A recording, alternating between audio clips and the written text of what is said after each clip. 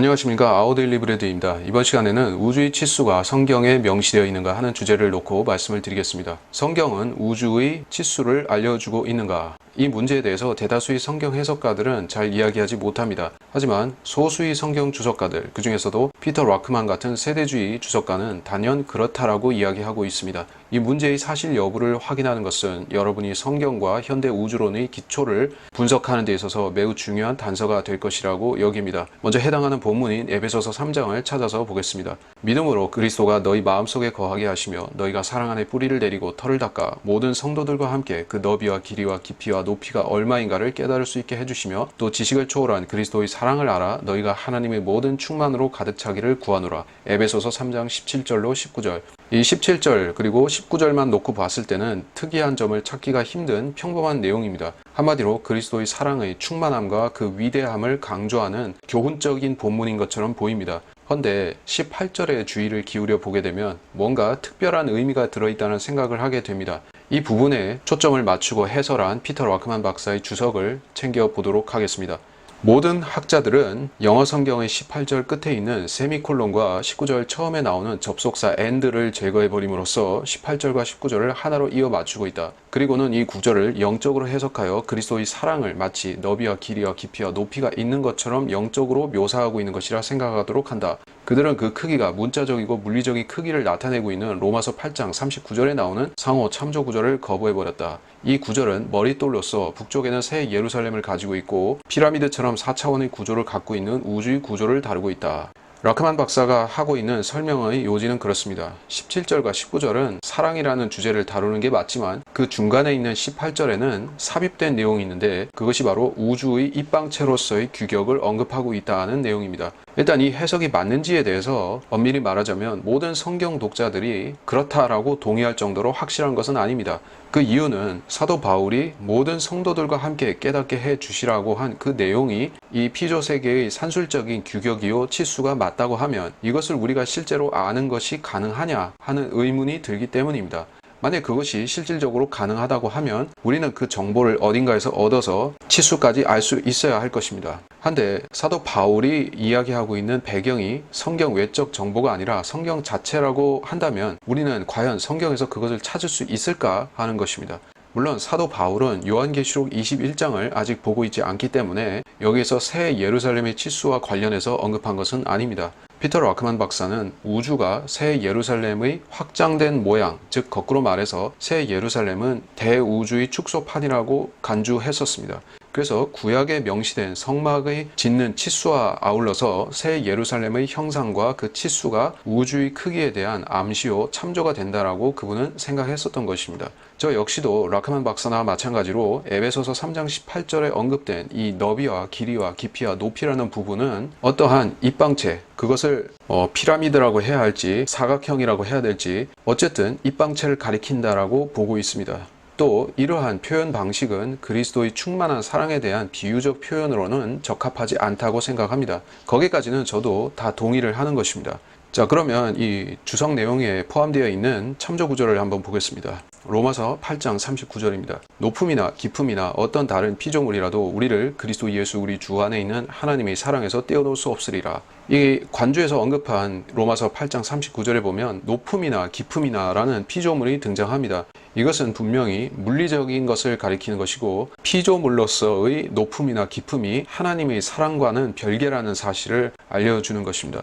어쨌든 저는 이번 시간에 실질적으로 이 피조 세계의 너비와 길이와 깊이와 높이를 알아내서 그것을 여러분께 알려드리는 것은 아닙니다. 왜냐하면 저도 그것은 모르기 때문입니다. 만일 그것이 어떤 학문적인 연구를 통해서 밝혀질 수 있는 성격이었다고 하면 라크만 박사가 이미 밝혀놓지 않았을 이유도 없을 것입니다. 자, 성경에는 우리가 피조 세계의 치수를 확인할 수 없다는 구절이 나오고 있습니다. 주가 이같이 말하노라. 만일 위로 하늘을 측량할 수 있고 아래로 땅의 기초들을 탐지할 수 있다면 나도 이스라엘이 행한 모든 일로 인하여 그들의 씨 모두를 버리리라. 주가 말하노라. 예레미야 31장 37절. 주님께서는 예레미야 선지자를 통해 말씀하시기를 인간이 위로 하늘을 측량할 수 있으며 또 땅의 기초들을 탐지할 수 있다면 그것은 즉 이스라엘을 버리실 수도 있다는 가능성으로 말씀한 것입니다. 그래서 인간은 그것을 알 수가 없기 때문에 하나님께서는 이스라엘 민족을 버리지 않으신다는 뜻으로 말씀하신 것입니다.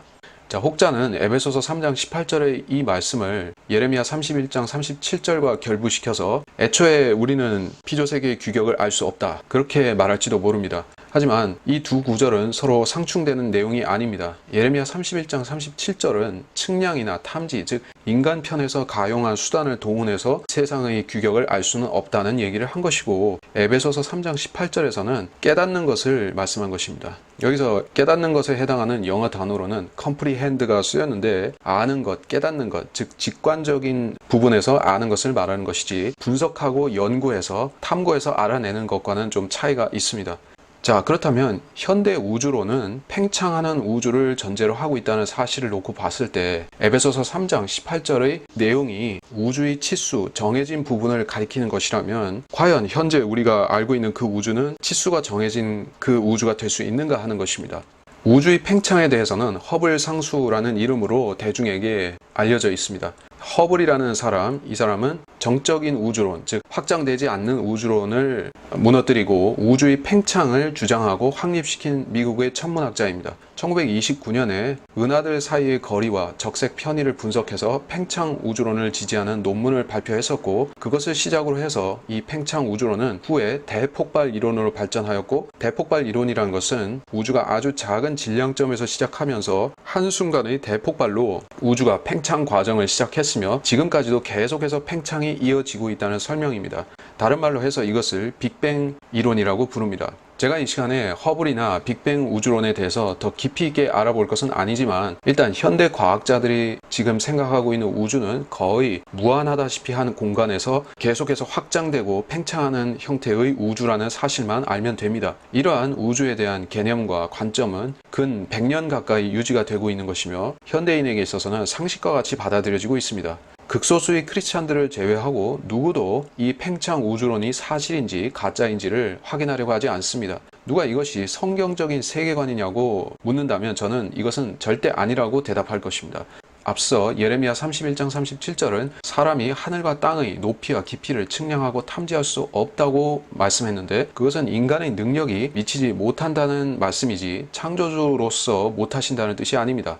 그가 하늘들을 마련하실 때 내가 거기 있었으며 그가 깊은 곳의 표면 위에 범위를 정하실 때에도 내가 거기 있었느니라. 잠언 8장 27절. 세상의 설계자요 창조주이신 하나님께서는 하늘들을 마련하시고 깊은 곳의 표면 위에 범위를 정하셨던 분입니다. 우리가 높음이나 깊음에 대해서 그 수치를 정확한 것을 알 수가 없지만 창조주께서는 분명 알고 계신 것이며, 만일 하나님조차도 모르신다면 우리의 세상이 어떻게 유지되고 운행이 되겠느냐 하는 것입니다. 헌데 우주의 범위는 거의 무한하고 그것이 한 점에서 폭발해서 무한으로 확장되어 가고 있다고 가르치는 이 현대의 우주론에서 봤을 때는 질서 있고 조화되고 어떤 규격이 짜맞춰져 있는 그러한 고전적인 피조세계의 형상은 무너지는 것입니다. 이 빅뱅 우주론이라고 하는 가상의 신념 체계에 따르자면은 이 세상을 창조하신 분께서 피조세계의 외곽에 범위를 정하시는 그런 행위가 무의미한 것이 됩니다. 왜냐하면 이 세상의 규격은 시시각각으로 변화되고, 즉 확장되어 가고 있다는 것이기 때문입니다. 매분과 매초마다 우주 공간이 끝없이 확장되어 가고 있다고 하면 창세기 1장의 6일 창조가 허구가 되는 것도 문제지만, 라크만 박사처럼 우주가 제한된 규격의 피라미드 형태로서 존재한다, 그러한 입방체로서 존재한다는 가정조차도 성립할 자리가 사라지는 것입니다. 저는 진공의 우주가 있다고 믿지 않으며 그 대신 물들이 우리가 사는 평평한 땅과 하늘을 도움의 바깥 영역을 두르고 있다고 생각하고 있습니다. 그래서 그것이 바로 성경의 창세기 1장, 욥기, 시편 등에서 말씀하는 피조세계의 순수한 형상이라고 생각하고 있습니다.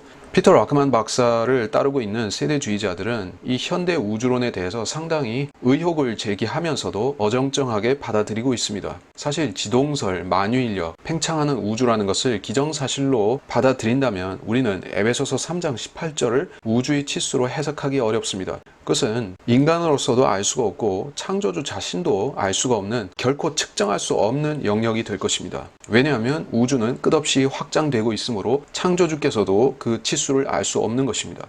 저는 20세기에서부터 21세기 사람들이 믿고 있는 이러한 우주는 존재하지 않는다고 생각합니다. 그 대신 물들이 평평한 땅과 하늘의 위아래를 감싸고 있다는 사실을 받아들이는데, 우리가 둘째 하늘 위에 물들이 있다는 사실을 무슨 근거로 알 수가 있습니까? 대기가 하늘이 푸르기 때문에 우리는 그 위에 있는 물들을 느끼고 알 수가 있는 것입니다. 누구도 푸른색을 볼 수 있다면 대양과 호수와 강의 물 색깔 그리고 하늘의 빛깔을 보면서 하늘보다 더 위에 물이 있음을 알 수 있는 것입니다. 우리의 상식적이고 일반적인 감각을 미신으로 치부하면서 전파 망원경이나 기타 정밀한 측정 수단들을 들고 나타난 그 천문학자들이 믿으라고 하는 빅뱅, 허블 상수, 적색 편의 그런 것들이 그 너비와 길이와 깊이와 높이와 무슨 상관이 있는 것입니까? 일반인도 다 알 수 있는 이 평범한 과학적인 진리들마저 고대의 미신과 신화로 치부해버리고 완전히 새롭고 생소하고 부자연스러운 SF적인 상상들을 사실로 받아들인다고 하면 그것은 우리가 조직적인 세뇌에 의해서 성경 대신 현대인들의 편견을 받아들인 것입니다. 그러한 현대의 편견이 학교 교과서와 인터넷과 신문지상에서 주류 학설로서 정립되어 있는 것입니다. 그리스도인들은 성경과 과학을 자기 나름에 짜 맞추겠다는 앞서가는 생각을 내려놓고 창조주 하나님의 말씀이 절대적으로 옳다고 믿는 그 확신을 먼저 정립한 다음 성경을 최우선의 기준으로 판단했을 때 현대의 우주론이 지성인으로서 또 신앙인으로서 받아들일 수 없는 허구라는 사실부터 알아야 합니다. 문제는 우리가 현대 과학을 어디까지 수용하고 어디서부터 거부해야 하는가 하는 것입니다. 저는 코페르니쿠스부터 시작해서 케플러, 아이작 뉴턴, 아인슈타인, 허블, 스티븐 호킹 이 사람들을 다 거부해야 된다고 말씀을 드리겠습니다. 즉, 근 500년 동안에 걸쳐 유명세를 띈 대부분의 천체 과학자들을 거부하게 되는 셈인데 이것은 너무 레디컬하다, 극단적이다 그렇게 여겨질 수도 있습니다. 하지만 그 과학자들의 이론이 지금까지 맺어온 모든 결실들이 어떤 것인지 여러분이 파악하기만 한다면 이것을 버리는 것을 당연하다고 생각할 것입니다. 어리석은 자는 자기 마음에 말하기를 하나님은 없다 하였도다. 그들은 부패하고 가증한 악을 행하였으니 선을 행하는 자가 아무도 없도다. 시편 53편 1절. 성경에 말씀하고 있는 그 창조주께서 존재하지 않음을 증명하기 위해서 수많은 세월 동안 과학은 이론들을 짜 맞추고 늘려왔던 것입니다.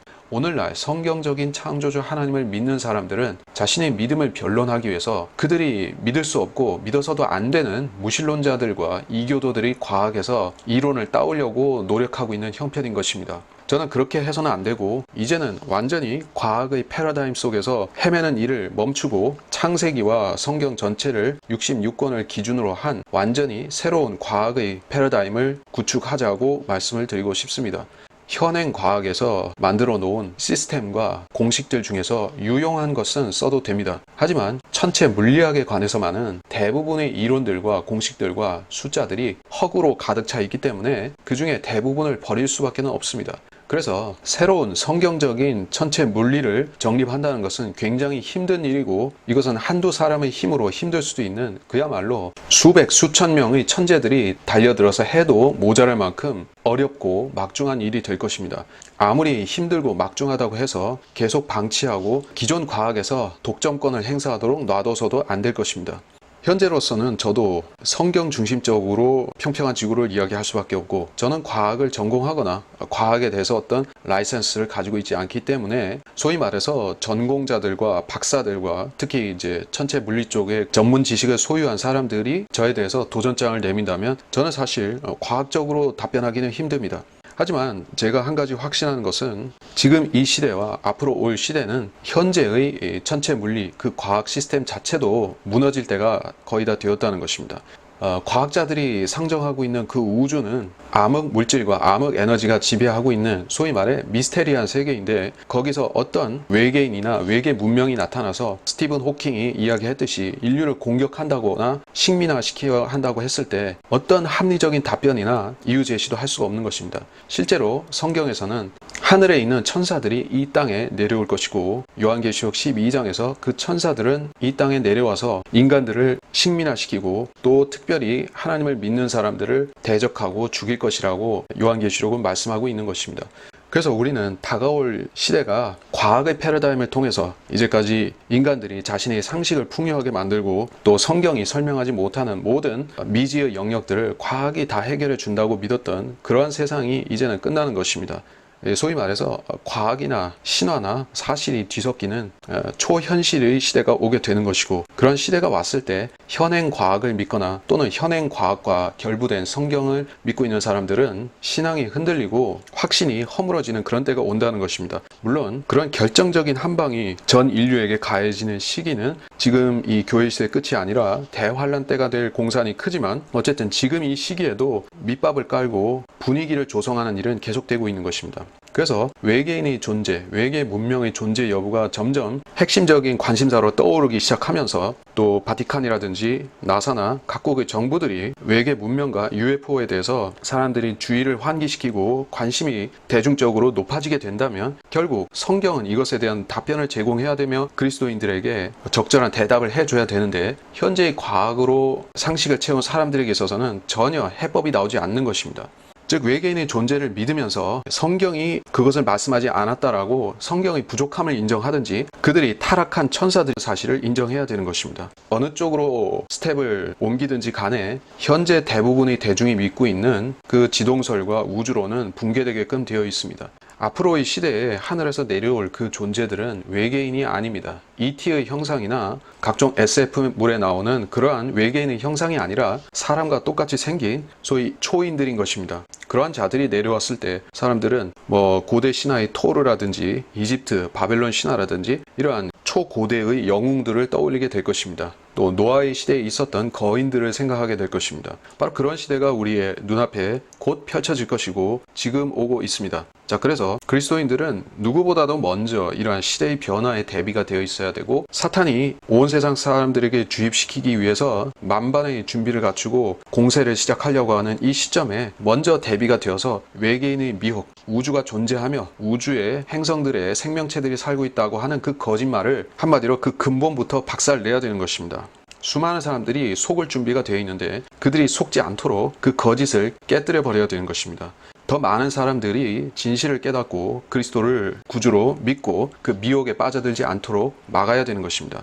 자, 이렇게 하기 위해서 제가 평평한 지구를 말씀드리고 또 성경과 평평한 지구를 계속 말씀드리는 이유가 그것입니다. 저는 더 많은 사람들이 가짜 우주의 미혹과 다가올 외계 문명의 미혹에서 벗어날 수 있기를 바랍니다. 여기서 마치도록 하겠습니다.